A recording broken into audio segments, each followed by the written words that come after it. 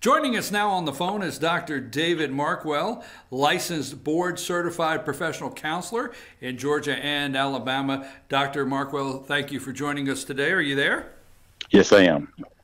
Dr. Markwell, as we talked on the phone and I sent you the article to review, Gilmer County here, Gilmer County Middle School principal, Larry Walker, a tragic accident on his tractor, which has left this whole community stunned.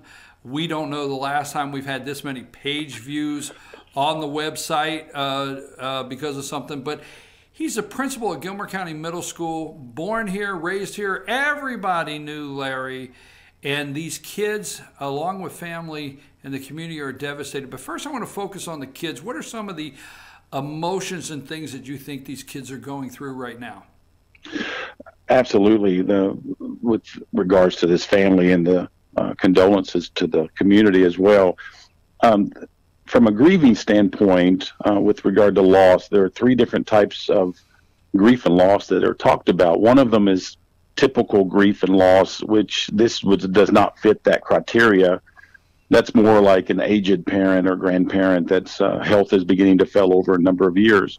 But there are two other types of grief and loss. One is called sudden grief and loss, where it's that, as in this case with Mr. Walker, the sudden news of the tragedy that occurred. And then also one type of grief and loss is called complicated grief and loss, where the circumstances, as in this case, being caught off guard and then just the whole tragedy part of it complicate the whole grieving process. And so just from those standpoints only, it is adding to a substantial amount of grief and loss for the children, in particular, not knowing exactly how to experience that. And so they're going to experience probably several different types of reactions. Some of them are going to be more emotional reactions. Some of them are going to be more physical reactions. The emotional reactions are going to be anything from tears, sadness. Sometimes emotionally they may be more irritable.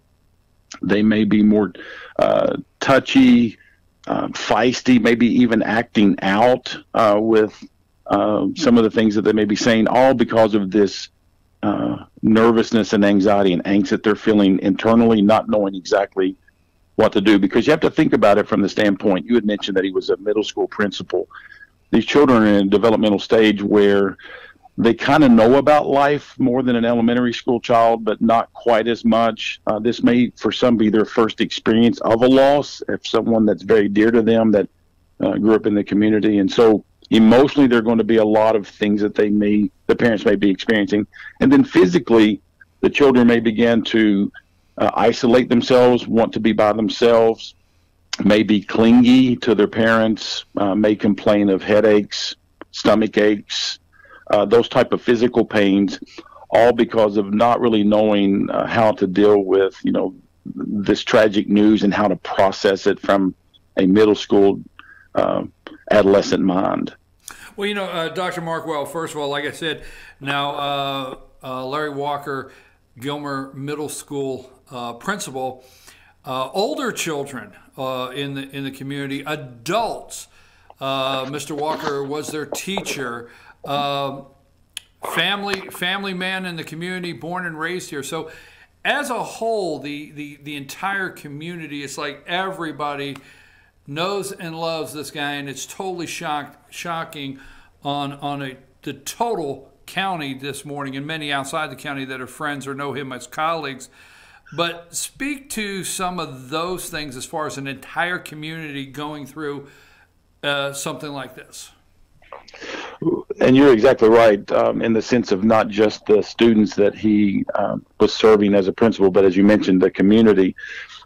When something like this happens, very often that, as I mentioned, that sudden and complicated type of grieving and loss kind of blunts our ability to kind of work through things. So very often some people may feel like they're more just going through the motions and not really able to really think clearly.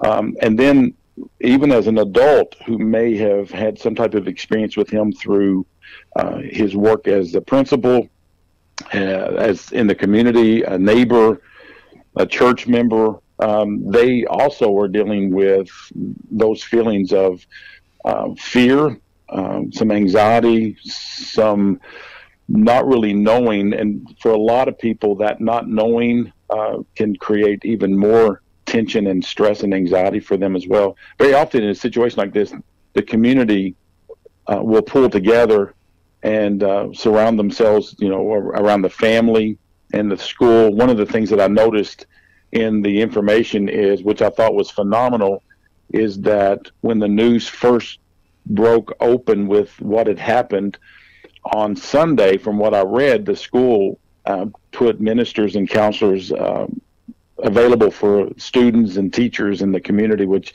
I thought was phenomenal, versus just waiting until the school week began. They began immediately upon the reception of that. So I really feel that's a great thing for that community to already be surrounding themselves for doing that and relying on each other for that. Well, let me ask you just two more things, and I know you have to go, sir. But Dr. Markwell, let me say this. I appreciate you bringing that up, because immediately the school system opened Sunday at 2. They invited grief counselors and ministers of the local community here, and anyone that wanted to come and have somebody to talk to. But there's two other things. Let's say as adults, and I want to go back especially for the children. Let's say as adults, the kids showed up this morning to school and the principal's not there. They've heard something, but he's not there. And then 2 or 3 days, but they start going home and asking different questions and things like that. What is a good way? I mean, I know that's a general statement, but what is a good way for parents to start talking with their children as they come home and ask different questions as the days go on? Right now they're in shock, but could you elaborate a little on that? Absolutely. One thing I would encourage the parents to do, as much as possible, try to maintain a regular routine that was kind of a part of that child's life. It doesn't necessarily mean that they have to do homework at a certain time as they had done before, but at least that routine of mom being there, dad being there, and those kind of things. But with regard to questions, what I usually encourage people to do is give as much information as possible in little bits and pieces. And then wait to see if the child asks for more information. And then if they ask for more information, give them a little bit more information, but not to give too much information at first, but wait for the child to kind of lead that discussion, inform, as the parents, to get as much information as possible so they can share that. And never, of course, in any situation, kind of make up any kind of answer. Just simply say, I don't know the answer to that. But the main thing is just to provide a routine and a feeling of safety and protection, because for most children, home is their very first line of like a sense of protection. And then after that, very often it's, for example, school or church. And so in this case, with something happening tragically with one of the persons at their school, that sense of safety has been shaken some, and they're going to need some reassurance that the world is still a safe place and there are people who are still caring and support each other, and that in this case the community is doing that for them. Well, Dr. Markwell, I appreciate it very much. Just one more thing, when a relationship, an emotional relationship like this with kids or adults that have graduated but have known Mr. Walker their entire life, and he was their principal or teacher, and the kids that are there now, what should some parents be looking for? Now, obviously, they're offering grief counseling, and there's help at this time. What should parents look for long term in some of the children that may be concerned that they need further counseling to work through this? Everyone grieves differently, and so what you really want to look for is not necessarily focus in on one type of grieving. So one child may be very expressive in their grief, and they may shed tears, and they may talk a lot, and then another child may be very, very quiet. What you're looking for over a period of weeks and maybe even months, but especially for the next few weeks, are drastic changes with that child, not in the sense of like whether they're being quiet or sad, but like if grades, which is very common for grades to drop for a short period of time based on a loss. But if grades, let's say, go down, but they continue to go down, or the child who was very, very much involved in school activities all of a sudden starts losing interest in those activities, or a child that was not so quiet is now all of a sudden isolating themselves, those are things that you're wanting to look for, things that are more pervasive and things that have continued on for a period of time. Not that there's a set time to start and stop grieving, but if it continues to like compound itself, then definitely I would encourage them to seek professional help, either through the school counseling, or there are many professional health professionals in that area that definitely could assist them. Dr. David Markwell, I want to thank you very much today for being on and helping us with these questions during this trying time in Gilmer County. I appreciate you very much, Dr. Markwell.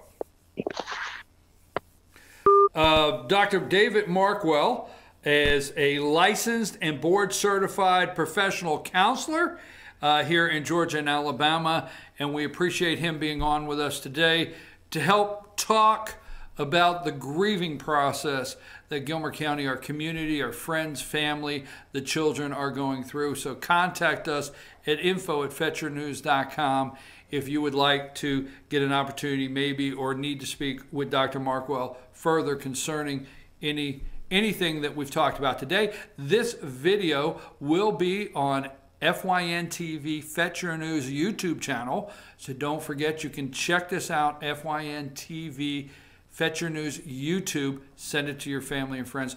We're going to take a brief break right now.